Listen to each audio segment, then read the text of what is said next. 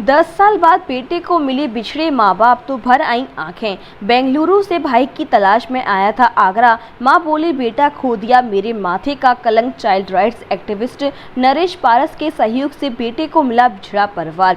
अक्सर फिल्मों में देखा गया है कि बचपन में परिवार और भाई बिछुड़ते हैं तो जवानी में मिलते हैं। इस पर तमाम फिल्में बनी हैं, लेकिन यह कहानी फिल्मी नहीं बल्कि एक सच्ची घटना है। 10 साल पहले बिछड़े बेटे को जब अपने माँ बाप जवानी में मिले तो बेटे के साथ साथ माँ और बाप की भी आंखें भर आईं।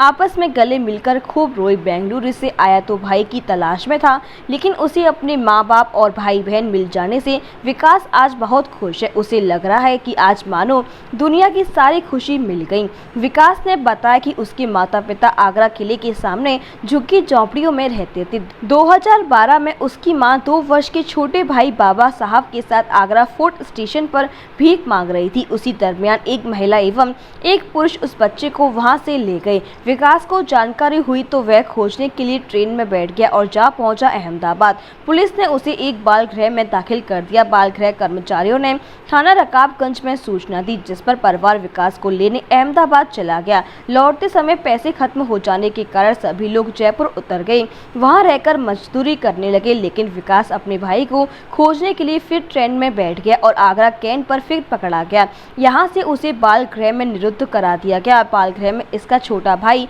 बाबा साहब पहले से ही मौजूद था। दोनों ने बाल गृह के किसी भी कर्मचारी को नहीं बताया कि वह सगे भाई हैं। 10 साल की आयु पूरी करने के बाद विकास को राजकीय बाल गृह बालक फिरोजाबाद भेज दिया गया। वहां से 18 वर्ष की आयु पूर्ण करने पर उसे लखनऊ भेज दिया गया। लखनऊ से एक बेंगलुरु की संस्था उसे बेंगलुरु ले गई, जहां एक प्राइवेट कंपनी में नौकरी दिला दी। उधर छोटा भाई भी बड़ा होने लगा और 10 साल की उम्र पूरी करने के बाद उसे बाल गृह बालक फिरोजाबाद में स्थानांतरित कर दिया गया। विकास अपने भाई से मिलने के लिए फिरोजाबाद बाल गृह आया तो उसे पता चला कि उसके छोटे भाई को इटली की दंपति को गोद दिया जा रहा है। उसे अपनी सुपुर्दगी में लेने के लिए विकास ने आगरा तथा फिरोजाबाद प्रशासन से गुहार लगाई, लेकिन उसकी कहानी पर किसी ने विश्वास नहीं किया। बाल अधिकार कार्यकर्ता मिला साथ तो राह बनी आसान। आगरा आने पर विकास की मुलाकात बच्चों के अधिकारी की लड़ाई लड़ने वाले चाइल्ड राइट्स एक्टिविस्ट नरेश पारस से हुई। विकास ने उनसे लिखित मदद मांगी। नरेश पारस ने इस संबंध में फिरोजाबाद के डीएम तथा बाल कल्याण समिति को पत्र लिखे। आगरा डीएम के सामने समक्ष प्रस्तुत कराया, क्योंकि कोर्ट ने अक्टूबर 2021 में विकास के छोटे भाई को गोद देने के आदेश जारी किए थे। इसीलिए आपत्ति कोर्ट में ही दर्ज करानी थी, लेकिन कोर्ट बंद होने के कारण आपत्ति दर्ज नहीं कराई जा सकी। कोर्ट खुलने पर जुलाई के प्रथम माह में उसकी आपत्ति दर्ज कराई। कोर्ट ने 23 जुलाई को कोर्ट के समक्ष बच्चे को प्रस्तुत करने के आदेश बाल गृह अधीक्षक को जारी किए। झुग्गी झोपड़ियों में चला सर्च ऑपरेशन। विकास को कोर्ट की पैरवी आगरा में करनी थी, इसीलिए नरेश पारस ने विकास को आगरा में ही ठहर दिया।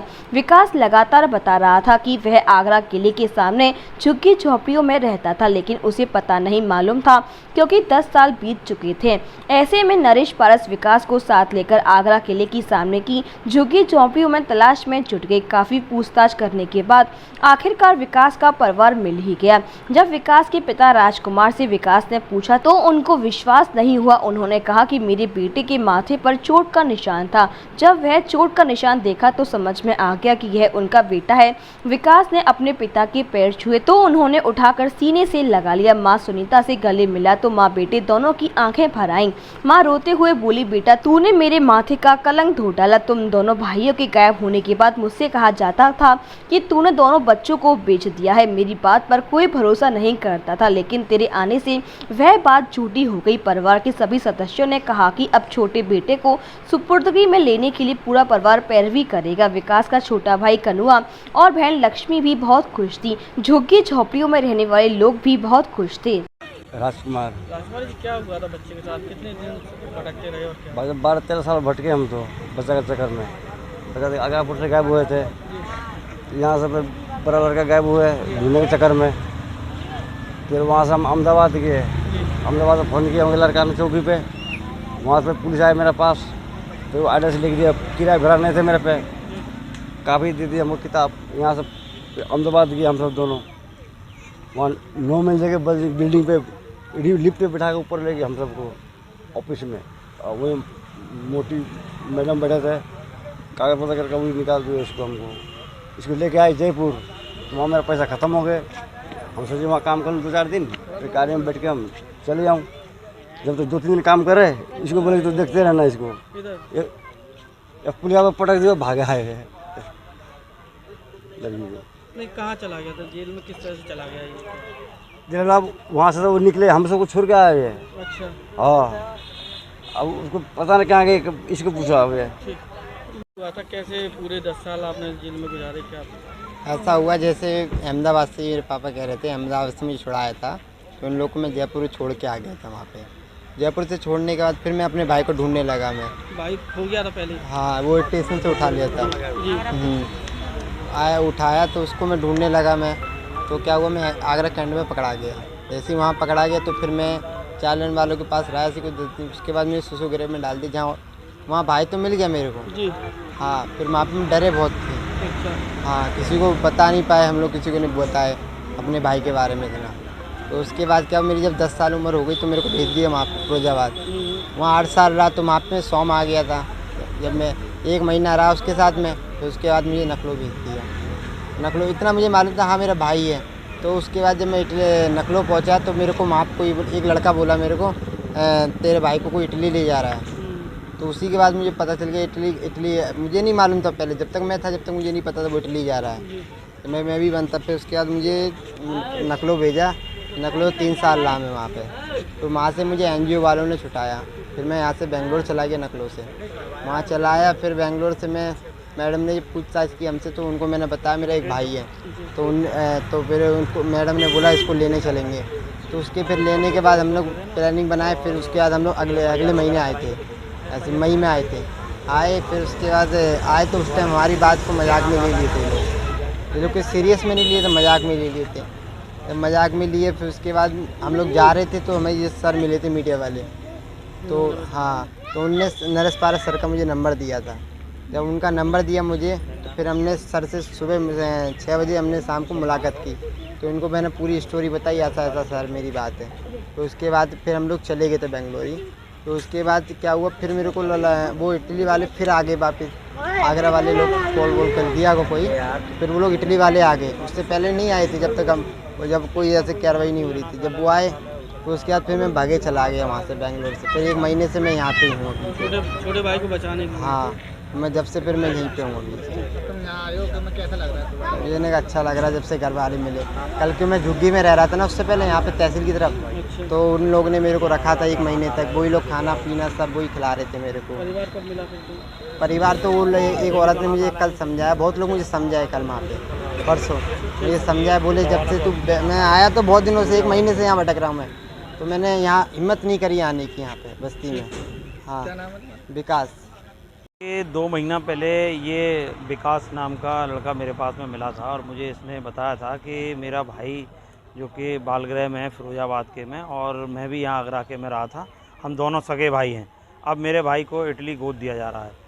तो पहले तो मुझे बड़ा अटपटा सा लगा, कैसे भाई है ये। फिर लेकिन इसने बताया कि आगरा फोर्ट के सामने जो झुग्गी झोंपड़ियाँ उसमें हम रहते थे, 10 साल पहले वहाँ से गायब हुआ था मेरा भाई। उसे ढूंढने के लिए मैं चला गया था, तो फिर मुझे भी यहाँ बालगृह में दाखिल करा दिया। तो इस पूरी मामले को लेकर जब उसमें पड़ताल की तो फिरोजाबाद के DM को, बाल कल्याण समिति को मैंने चिट्ठी लिखी थी। यहाँ आगरा DM के सामने भी उसे पेश कराया, क्योंकि कोर्ट ने एडॉप्शन का आदेश दे दिया था। और चूँकि कोर्ट उस समय जून का महीना था, कोर्ट बंद था, इसलिए कोर्ट में आपत्ति दर्ज नहीं कराई जा सकती थी। ऐसे में इसको आगरा जिलाधिकारी के सामने पेश कराया, तो तब एडॉप्शन उसमें रुक गया। लेकिन अब जैसे ही कोर्ट खुले तो उसमें आपत्ति दर्ज कराई है। कोर्ट ने 23 जुलाई को आदेश दिए हैं कि 23 जुलाई को अब बालगृह का अधीक्षक इन बच्चों को लेकर हाजिर हों।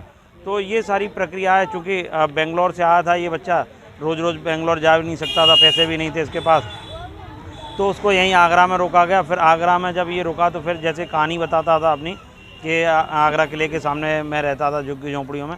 फिर इसके साथ में यहाँ खोजबीन की गई, सर्च ऑपरेशन चलाया गया, ढूंढा। तो आखिर में इनके परिवार से भेंट हो गई, इसके पिता भी मिल गए, माँ भी मिल गई। और ये भी पिछले 10 सालों से लगातार इसको ढूंढ रहे थे। अलग अलग शहरों में ये गए हैं ढूंढते, कभी जयपुर, कभी अहमदाबाद। पुलिस में भी इन्होंने रिपोर्ट के लिए गए थे, लेकिन पुलिस ने इनकी रिपोर्ट दर्ज नहीं की थी। तो ओवरऑल पूरे 10 साल तक ये एक दूसरे को खोजते रहे, लेकिन नहीं मिले। आज 10 साल बाद ये मिले हैं और अब ये कह रहे हैं कि हमें छोटा वाला भी भाई चाहिए। तो उम्मीद है कि वो छोटा वाला बच्चा भी इनको मिल जाएगा।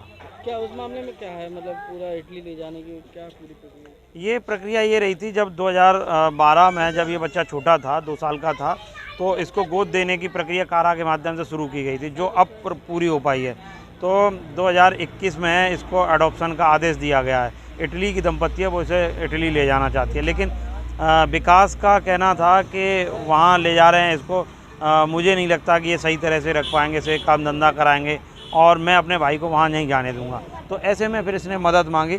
हालांकि इटली का परिवार भी यहाँ पे आया हुआ था, लेकिन अब कोर्ट के पाले में गेंद है। कोर्ट जैसा निर्णय लेगा उसमें वैसे किया जाएगा, क्योंकि कोर्ट में प्रावधान था कि अगर इस परिवार का कोई भी, इस बच्चे का कोई भी रिश्तेदार सगा संबंधी नहीं आया है तो इसको गोद दे दिया जाना चाहिए। लेकिन अगर कोई परिवार का कोई सदस्य आता है तो उसकी आपत्ति को सुना जाएगा, तो उसी के तहत हमने इसमें आपत्ति दर्ज करा दी। विश्व स्तरीय चिकित्सा सुविधाओं से युक्त JP diagnostics radiology and pathology centre, Mathura का पहला complete radiology and pathology diagnostic facility से सुसज्जित। Doctor Deepak Agarwal and doctor Nidhi Agarwal, JSR tower, Govardhan crossing, NH90, Mathura.